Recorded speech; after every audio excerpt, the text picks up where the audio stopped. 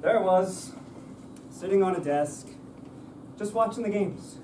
Class had ended 20 minutes ago, and the Garnet Valley High School Chess Club was just getting started. When Mr. Butler, our 6'6" school security guard, came in, walked right up to me, began looming over me, sending me into a state of turmoil. I didn't do it! But he wasn't there to get me in trouble.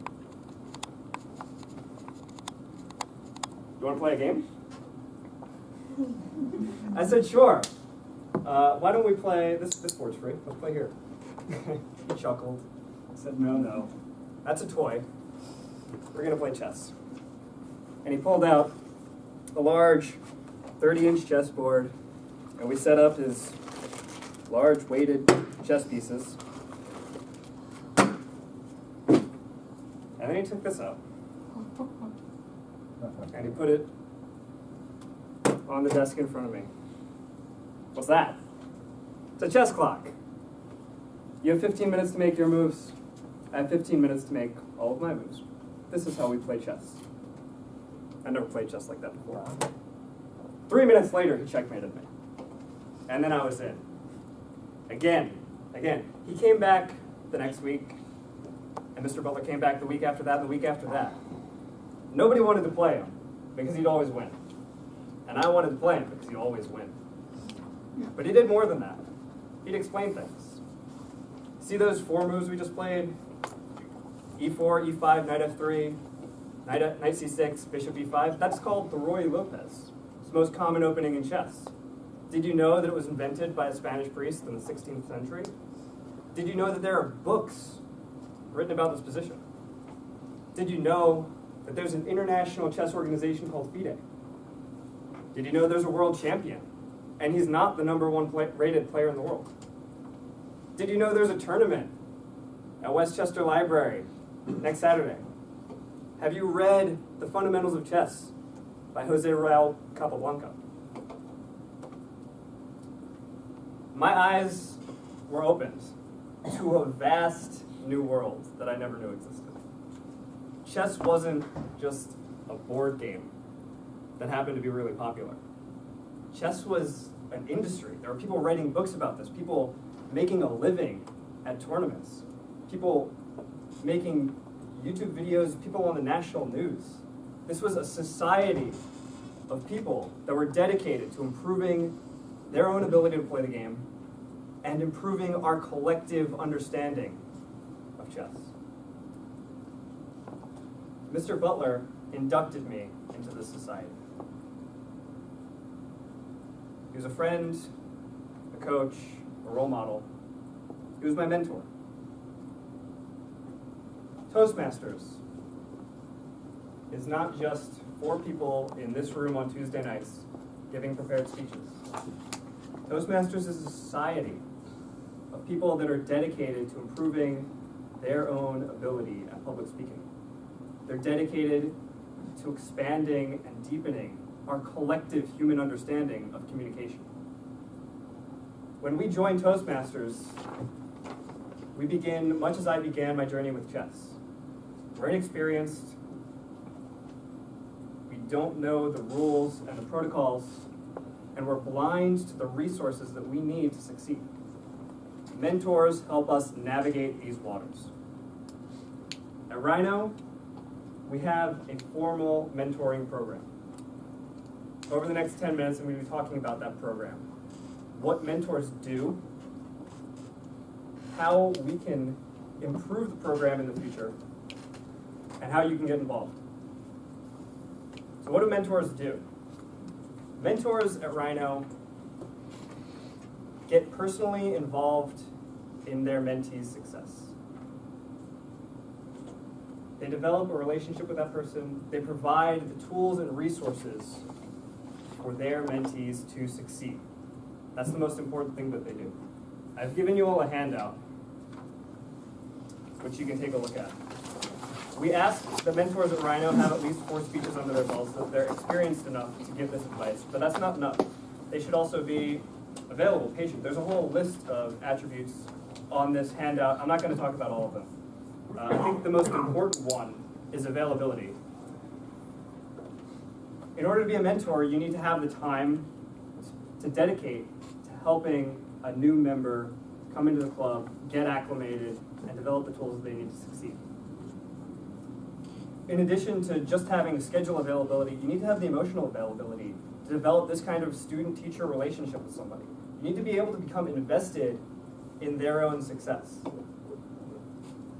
Another key important attribute is flexibility.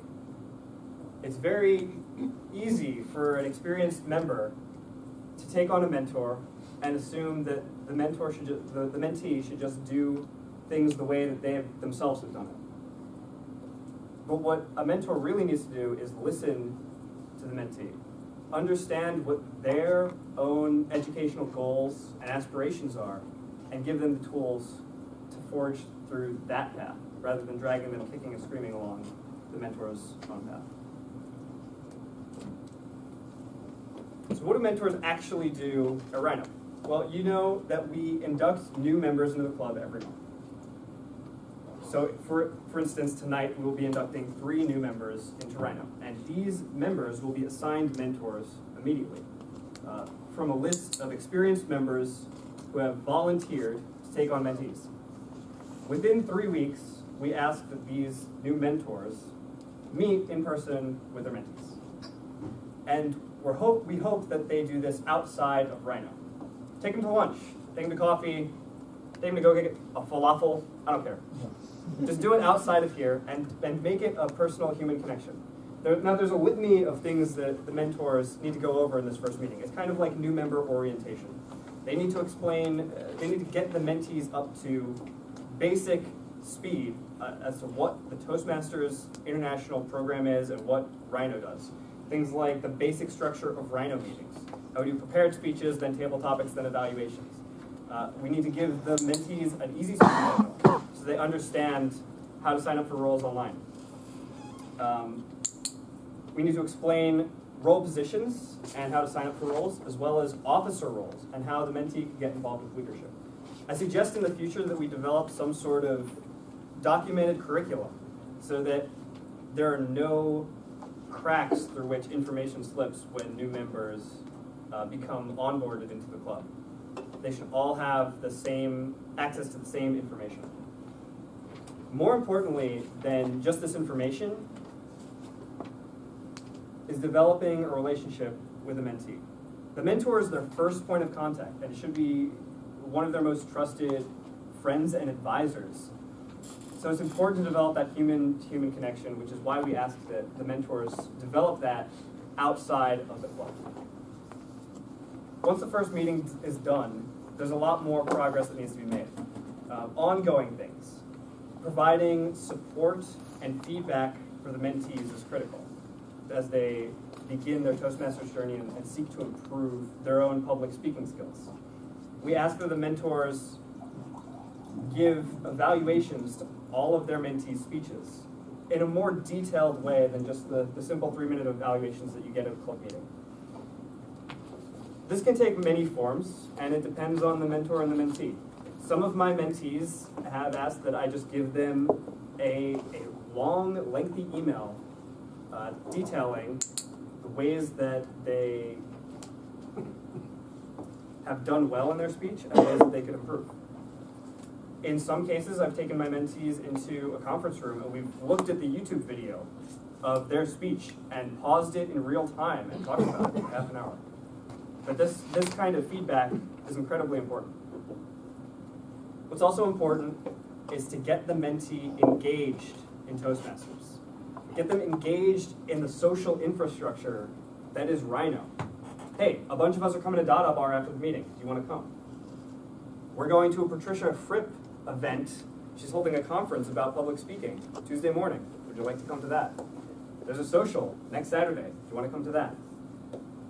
Get the new members engaged in the club, and they'll find the motivation to improve themselves.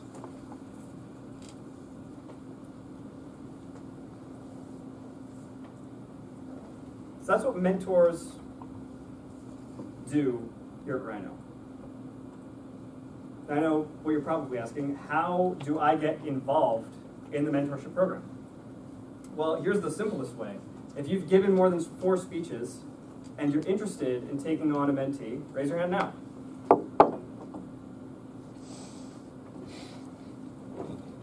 Keep your hands up. Age, Jonathan, Dylan, Marcus.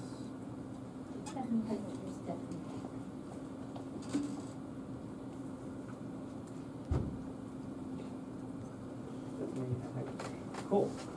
Now I know what you're thinking. If you're really shy and you didn't raise your hand, or if you're one of my fans watching from YouTube, how do you get?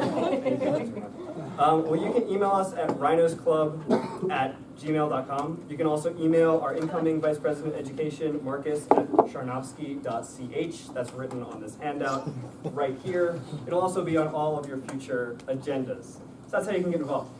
I know what many of you are thinking, I need a mentor. If you are a new member and you feel like you want somebody to help you develop your own public speaking skills, raise your hand now. Members. Oh, no. I apologize for that, Sativa. Well, I have a mentor, but I've only ever seen her once. Okay. So I'll talk to you. We can do a better job than that, and I hope that moving forward we will. Again, if you're too shy to raise your hand, if you're one of my YouTube fans, just email us at rhinosclub@toastmasters.com.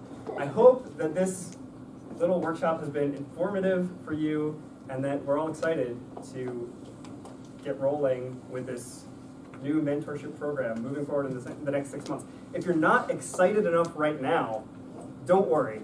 Chris Boehner is going to be giving the same speech for the book series next week.